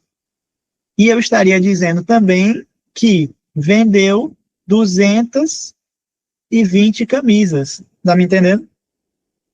Então, apesar disso aqui te dar uma função que não é matematicamente errada, a sua variável x não representaria o desconto aplicado. Representaria outra coisa, tá? Aí a gente tem que fazer esse ajustezinho que eu mostrei para vocês, ó. Se eu colocar aqui apenas x e colocar aqui apenas 5x, aí dá certinho, tá bom? Porque agora, veja só, vamos supor que o desconto foi X igual a 2. Aí, realmente, o preço da camisa vai para 118 e o número de unidades vendidas vai para 210. Entendeu? Então, aquele 2x e aquele 10x, eu dividi todo mundo por 2, no fim das contas, né? Porque o desconto aplicado é de 2 em 2. É essa o raciocínio que você tem que ter. Deu para pegar mais ou menos? E aí a gente vai fazer a função em cima disso aqui. Ela tem que ser construída a partir dessas linhas, tá? Aí vai ficar tranquilo agora, porque veja, 120 vezes 200, 12 vezes 2, 24 mil. Mais 120 vezes 5, né? 12 vezes 5, 60, ou seja, 600x, menos 200x, menos 5x ao quadrado. Isso aqui é igual ao lucro. Veja, é a receita, né? Mas ele está chamando aqui de lucro. É isso, Laércio. Vocês têm que fazer essa questão, entendeu? Essa questão é uma questão modelo que o Enem cobra com frequência. E às vezes tem essas nuances, assim, no que é o termo independente, sabe? Não é das mais fáceis, não. Aí veja só, na ordem aqui. Menos 5x ao quadrado. Aí mais 600 com menos 200 vai ficar mais 400x. Mais 2.400 é igual ao lucro. Beleza?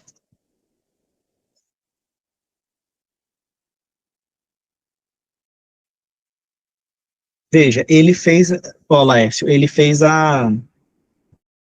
botou as alternativas erradas, tá vendo? Concorda comigo que as alternativas estão erradas?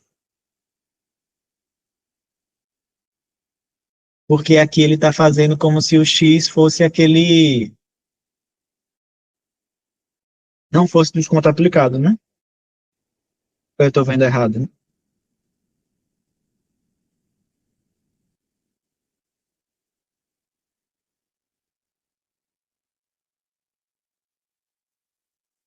Porque seria a C.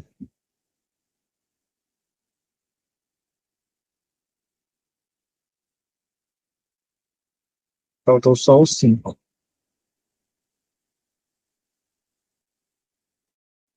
Mas na verdade é 400x, né? Se confundiu, acho que ele quis dizer que era D. Que era D. Só que em vez de menos 20 teria que ser menos 5. Aí deu justamente esse menos 20, porque naquela primeira você tinha colocado que tinha sido 10x, né? Mas veja, tem que ser a resposta que eu coloquei aqui, tá? Porque já que ele está dizendo que é o desconto X aplicado, se é o desconto, então a gente tem que fazer aquele ajuste que eu falei lá, né? Porque a questão não é o número de vezes que foram dados descontos, mas o desconto propriamente dito, entendeu? Então a opção tem que ser essa aqui, ó. Tanto que vamos lá. A gente calculou, né? Qual foi o lucro para quando ele vende 2 unidades, para quando ele dá um desconto de 2? Quando ele dá um desconto de 2 é o seguinte, ó. Menos 5 vezes 2 ao quadrado, mais 400 vezes 2, mais 2.400, né? Aí vai ficar o seguinte. Bom, menos 5 vezes 2 ao quadrado. 2 ao quadrado dá 4, menos 5, menos 20. Mais 800, mais 2.400. Não, peraí. Eu tô fazendo alguma coisa errada aqui, não? Aqui é 24 mil, né? 4 mil. Mais 800, menos 20. 24.780. É isso mesmo. 24.780. Ou seja, a função que dá o lucro correto a depender do desconto dado é essa aqui. Não tem novas alternativas. Beleza? Aí Raquel fez uma pergunta, deixa eu dar uma olhada ali. Seria essa resposta se não houvesse a palavra aplicado, certo?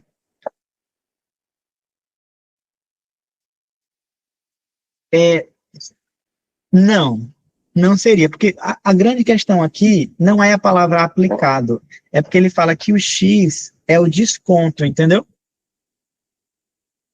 Tipo assim, se a questão acabasse aqui, desconto X, veja, continuaria sendo o gabarito que eu coloquei lá, que é esse aqui.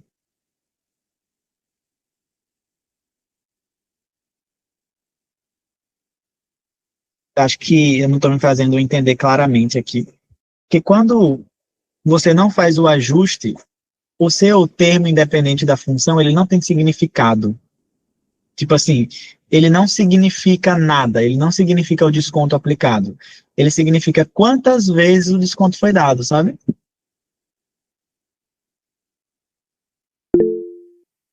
Pode falar, Benedito.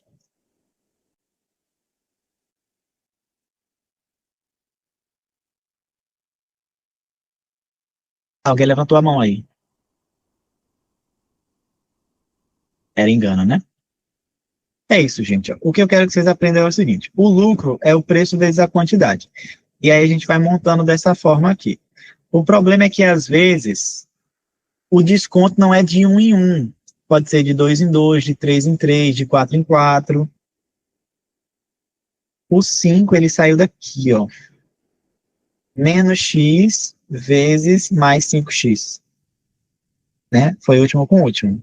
Então, aqui foi 120 vezes 200, dá 24.000. 120 vezes 5x mais 600x, menos x vezes 200 menos 200x, e menos x vezes mais 5 menos 5x ao quadrado. É isso mesmo. Então, o gabarito é esse aqui, tá? Então, esse aqui é o gabarito correto. Quem ficar muito agoniado com essa questão, fala comigo no privado, para a gente adiantar para as outras aqui, mas aí eu tenho que dar a explicação melhor para quem entrar em contato, beleza? Mas é isso. O gabarito tem que ser esse aqui que eu acabei de colocar na tela, porque eu preciso da função em termos do desconto, não em termos do número de descontos que foram dados, tá? Então tem que ser isso aqui. Vamos lá. Vamos para frente aqui. Questão 22. Uma loja especializada em cafés gourmet está reorganizando a exposição dos seus produtos na prateleira. E tem 3 tipos de café: o tipo A, o tipo B e o tipo C. O gerente estabeleceu como regra que toda prateleira deve ter obrigatoriamente pelo menos um pacote do café do tipo A. Considere que a ordem dos pacotes na prateleira não importa e que pacotes do mesmo tipo são indistinguíveis. De quantas maneiras diferentes o gerente pode organizar um conjunto de exatamente 3 pacotes de café em uma prateleira, respeitando a condição estabelecida? Veja, essa aqui dá até para contar na mão, né? Porque, ó, tem que ter pelo menos um do tipo tradicional, tá? É a única regra que tem. Tem que ter pelo menos um tradicional. Então, pode ser o quê? Vamos contar as opções, ó. Pode ser todos do tipo A, é uma opção, né? Pode ser 2 do tipo A e um do tipo B. Pode ser 2 do tipo A e um do tipo C. Beleza. Aí pode ser um do tipo A e o restante tudo do tipo B. Um do tipo A e o restante tudo do tipo C. Ou um do tipo A, um do tipo B e um do tipo C. Contamos bem rapidinho, né? Já que eram só 3, ó. Ou todos do tipo A. Se tiver 2 do tipo A, aí o terceiro vai ser do tipo B ou do tipo C. Se só tiver um do tipo A, os outros 2 vão ser iguais a B ou iguais a C, ou todos diferentes. Não tem como organizar de outra forma. São 6. Todo mundo entendeu? A análise combinatória às vezes sai assim, mais fácil do que com equações e tal. Que são bem poucos casos, né? Então, a letra A, o gabarito, são 6 formas. São essas 6 formas aqui. É a maneira mais rápida, mais fácil de responder. Questão 23 agora. Ele quer saber sobre o mercúrio. Ó. Uma dica para vocês. Mercúrio, quando mistura com cadeia alimentar, geralmente ele está falando de bioacumulação, né? Que é aquele fenômeno que substâncias tóxicas, metais pesados, eles vão se acumulando ao longo da cadeia alimentar. É verdade. Então, considere uma teia alimentar aquática composta por fitoplâncton, zooplâncton, pequenos peixes e grandes peixes predadores. Ordene de acordo com a concentração de mercúrio. Gente, a concentração de mercúrio, ela vai seguir a concentração, vai seguir a sequência da cadeia alimentar normal, entendeu?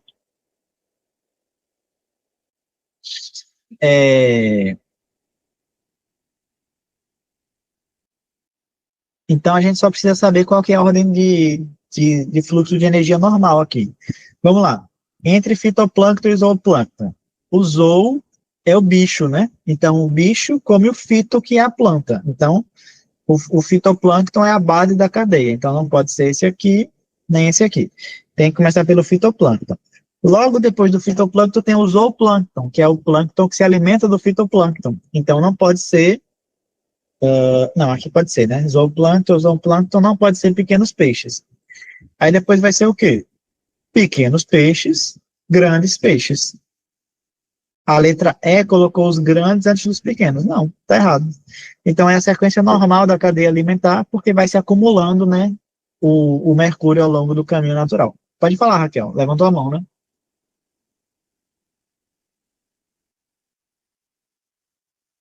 Não, não tô ouvindo não, tá? Se estiver falando.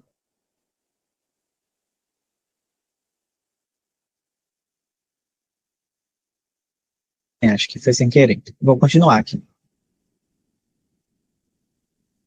Questão número 24. Essa questão aqui é legal, que tem um conceito meio diferente, né? Mas é uma daquelas questões do Enem que ele traz uma coisa nova e depois explica do que se trata, entendeu? Vamos lá.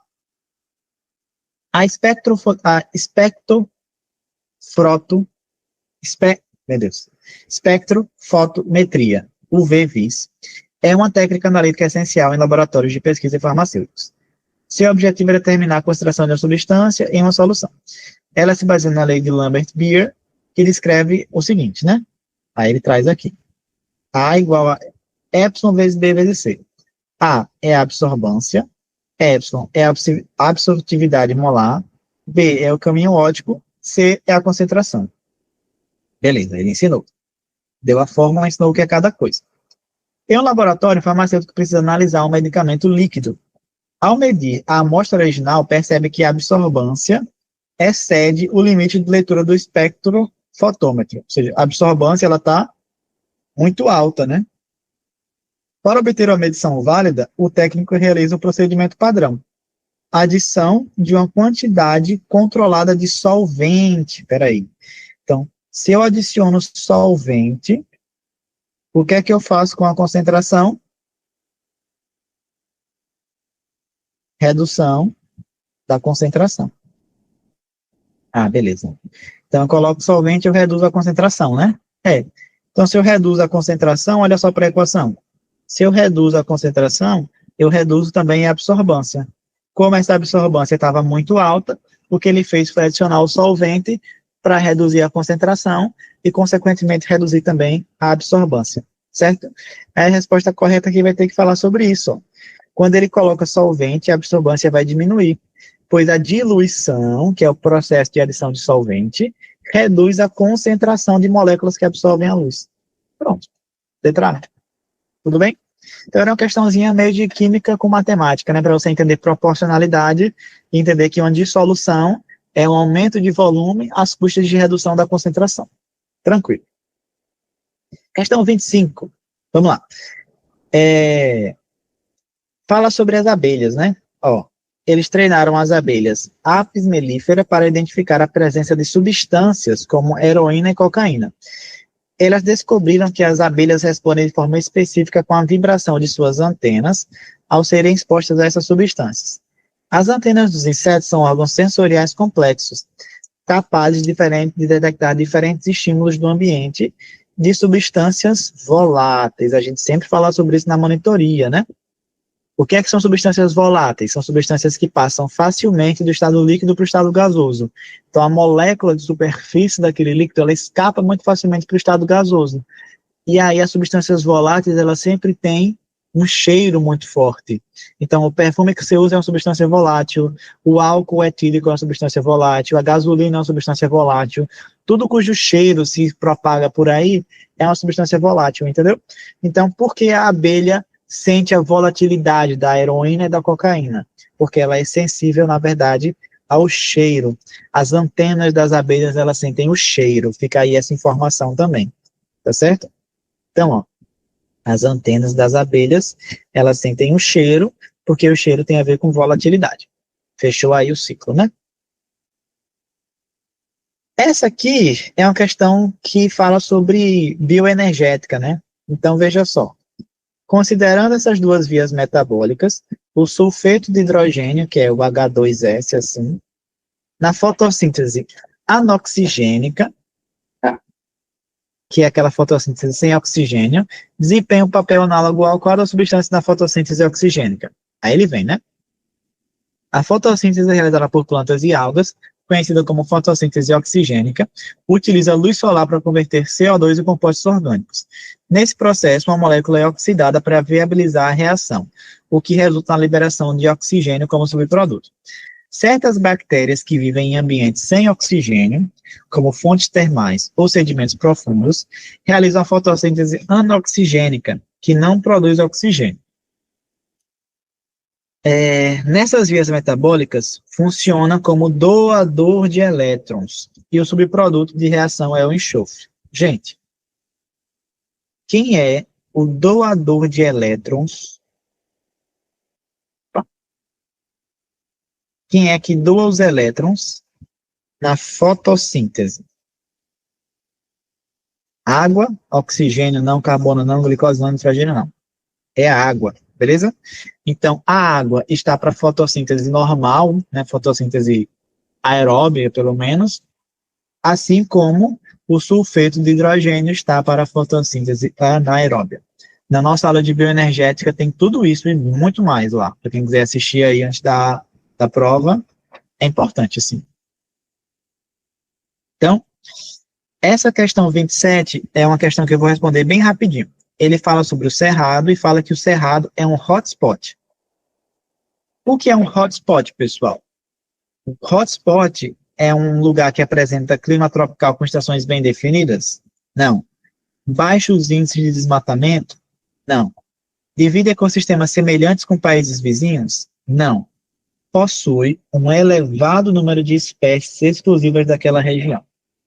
Temperaturas médias elevadas é um distrator, né? Porque você pensa em hotspot, temperaturas médias elevadas, mas não. Tá falso, beleza? Um hotspot é um lugar que é cheio de espécies daquela região, mas, e além disso, está passando por degradação ambiental, entendeu? Então, esse é o par de conceitos que define o que é um hotspot. É um local que tem diversas espécies exclusivas, que são chamadas de espécies endêmicas, né? Isso também vai aparecer daqui a pouco, e está passando por degradação ambiental. Gabarito correto, letra D de dado.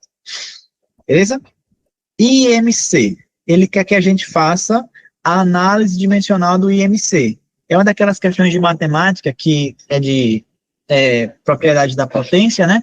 Mas pode aparecer na prova de física como sendo uma questão de análise dimensional também. Tudo bem? Então, vamos lá. Peraí, deixa eu voltar aqui. Ele fala que M é a massa, L é o comprimento e T é o tempo. Veja, o IMC é só massa por altura ao quadrado.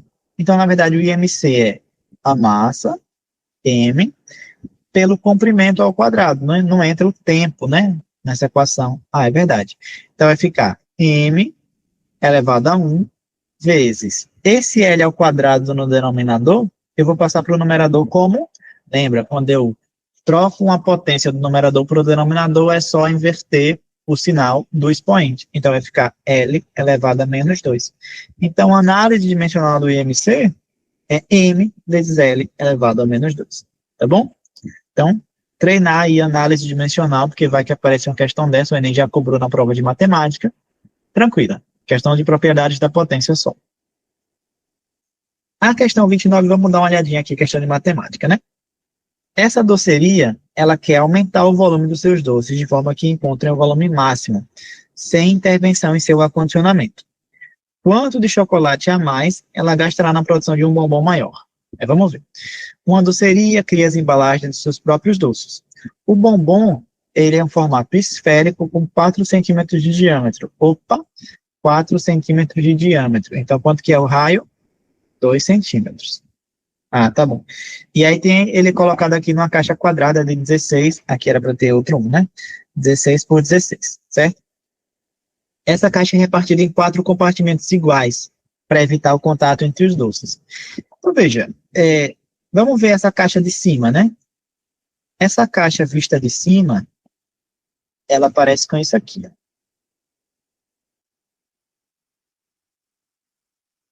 Corta, corta.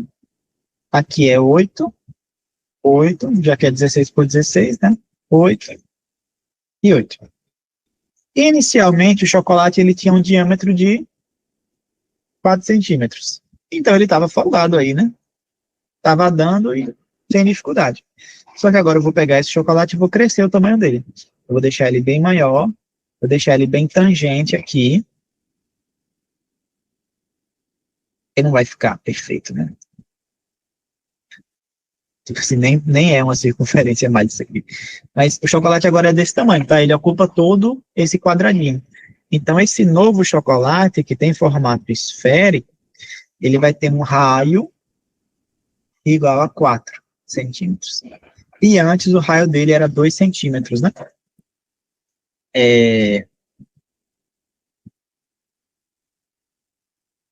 Beleza.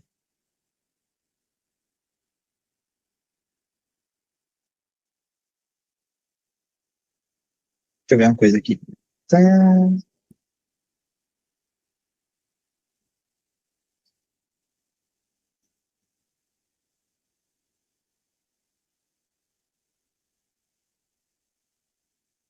Perfeito. Aí a pergunta dele, no fim das contas, é o quê? O quanto de chocolate a mais vai gastar, né? Quanto de chocolate a mais ele vai gastar na produção de um bombom maior. Então, ele quer saber a diferença entre os volumes, né? Então, eu quero saber o volume do novo chocolate, que é o chocolate grande, menos o volume do chocolate antigo. Então, aqui é sem neurose, né? Só para saber se vocês conhecem a fórmula do volume da esfera, que é 4 terços de π r ao cubo, menos 4 terços de π r ao cubo. É a quantia que eu vou fazer. Então, 4 terços de π é um fator comum, vai ficar r ao cubo menos r ao cubo. E aí é fácil, né? O r, a gente já discutiu aqui que vale 4 centímetros, e o r era 2, tá?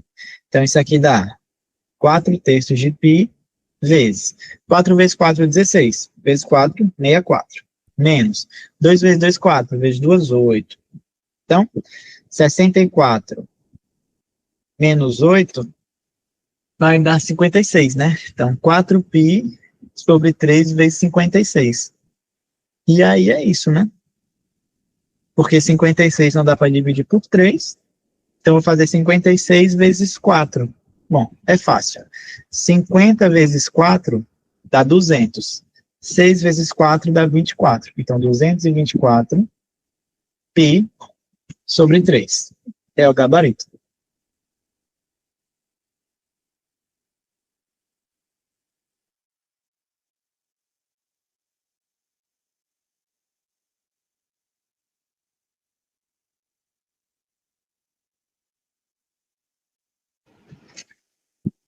Beleza? Então, questão 29, 224. Oh, peraí, deixa eu ver qual foi o meu erro aqui, velho. Não tem essa, né? 4 ao cubo dá 64, menos 8, 56, né? 56 vezes 4, 224.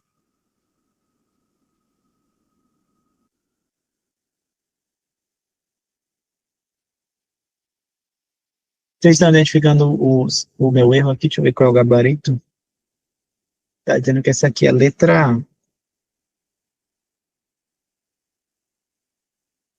Letra A.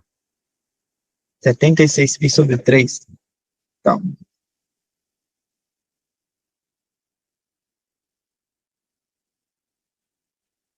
Esférico de 4 centímetros de diâmetro, raio 2.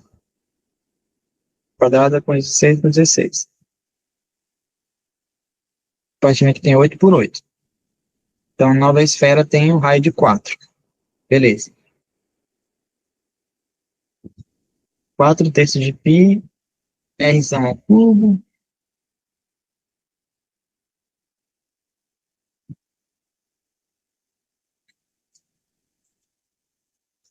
Qual seria se esses gabaritos aqui estão condizentes, viu?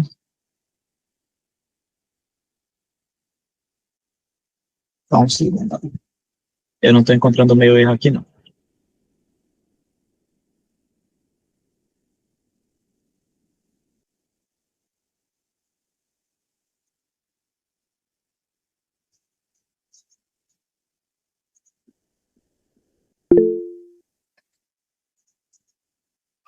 O que vocês falam aí? Pode falar, Ellen.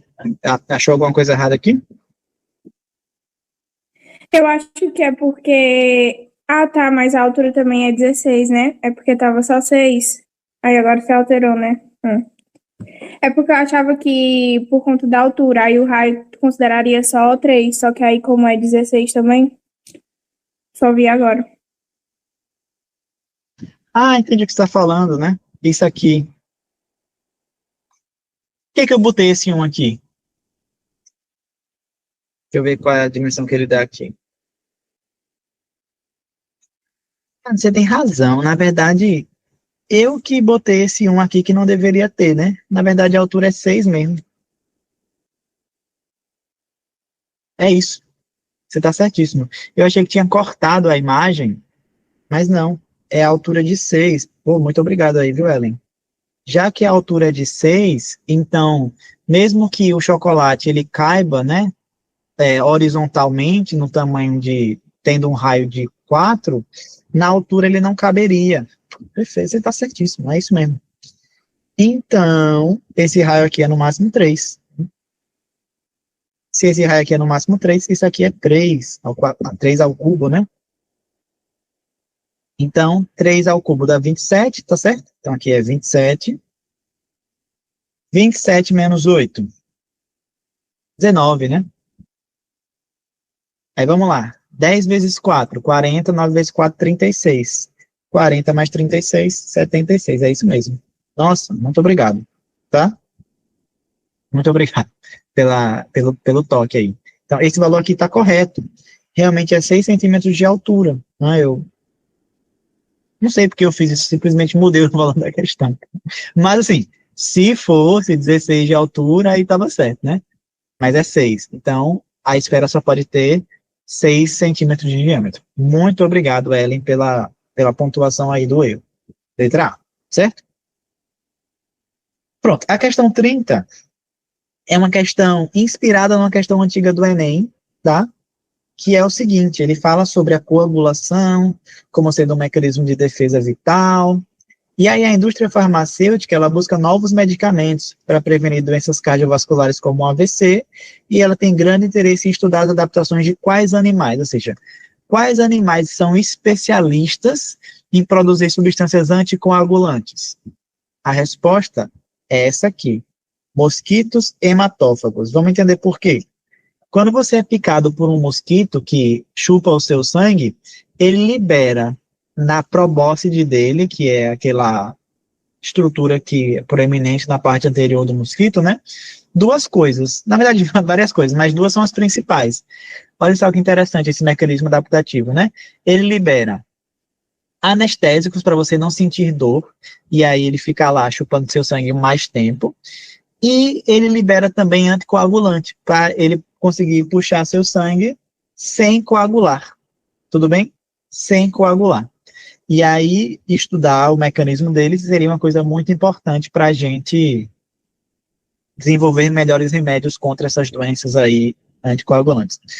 A coceira é porque ele também libera algumas proteínas que vão ser interpretadas pelo seu sistema imune como sendo corpos estranhos, pode gerar uma reação imunológica, e também pelo simples fato de estar tendo uma ação mecânica ali, né?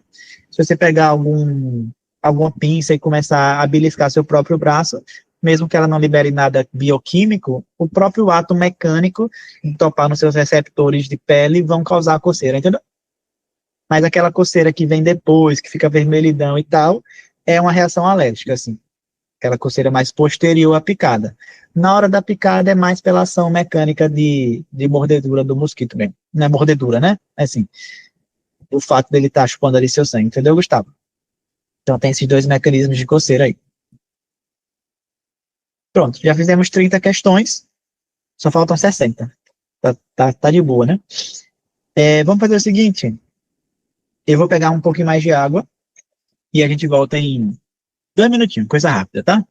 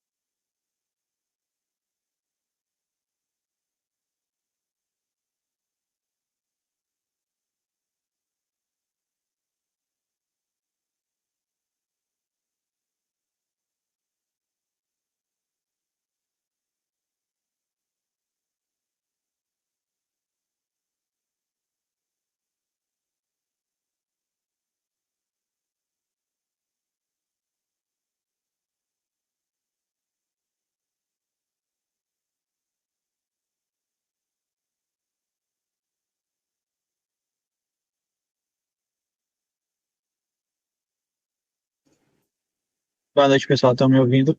Enquanto eu estive fora, minha internet caiu, mas estou de volta, tá? Estão conseguindo me ouvir, né? Sim. Pronto. Vamos lá, vamos continuar aqui. Tava uma questão na tela sobre biologia bioenergética também, né? Oh, calma, calma.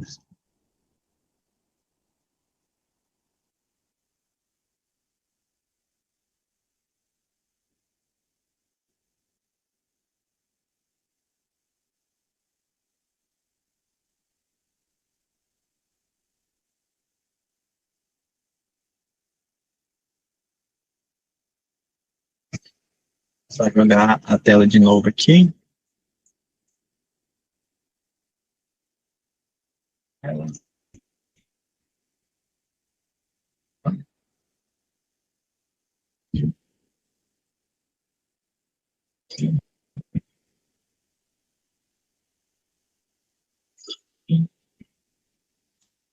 Foi.